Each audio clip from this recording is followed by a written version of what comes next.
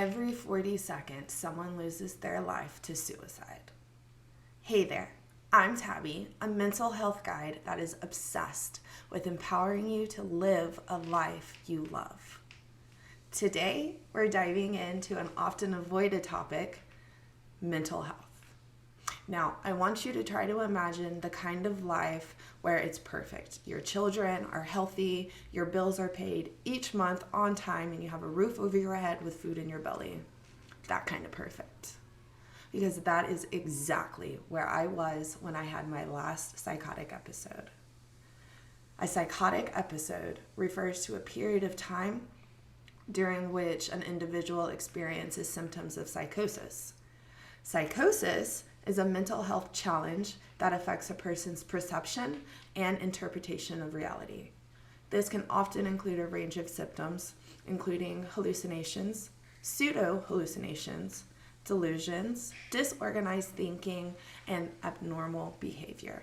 Now, a little over 10 years ago, I was diagnosed with borderline personality disorder. This basically means I have little to no control over my emotions. Now in 2021, I had a fantastic life. We had just purchased our home. We were pregnant and had our newborn at the time. He's now 2. And then I started to go manic. I spent money and I was going on trips that were not in my best interest. I wasn't sleeping and eating everything in sight. But I thought I was okay because my friends didn't notice any changes. In fact, they were agreeing with a few of the things that I was saying.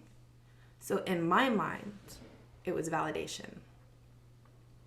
Suicide warnings can present themselves in various ways. Some signs may be subtle, such as loss of physical energy, an increase in minor illnesses, different things like that. Now, these hints can indicate that someone is just facing a challenge. On the other hand, there are more sudden and extreme changes as far as your eating habits and major disruptions in sleeping patterns. These can possibly be signs or physical indicators of suicidal warnings or contemplation. A mental health crisis can be very difficult and lonely. It absolutely involves various symptoms of depression and anxiety, different behaviors, erratic spending, long road trips. But it's very important for us to talk about these things, to offer support, to gain support. Self-harm, panic attacks, suicidal thoughts, and engaging in harmful behaviors are all part of a mental health crisis that needs understanding and attention.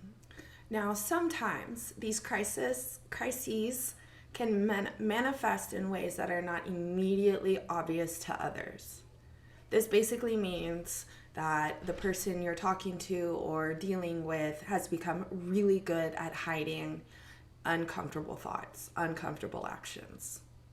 Now, mental health challenges can be complex, and individuals like myself become extremely good at hiding thoughts and actions. Now, despite my friends not noticing any changes, I was definitely struggling internally.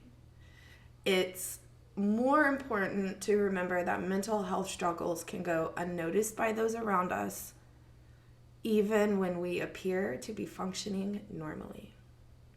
Now, as of April 22, amidst the struggles that me and my wife were facing within our marriage, emotions absolutely were uncontrollable. And eventually, everything came to a breaking point.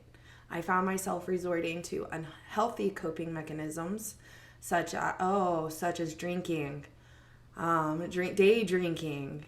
The last time that I day drunk the same way, I was 19 years old and in the Navy. That situation escalated quickly, which is why I was no longer in the Navy. This situation in 22 was no different. It escalated to things being broken.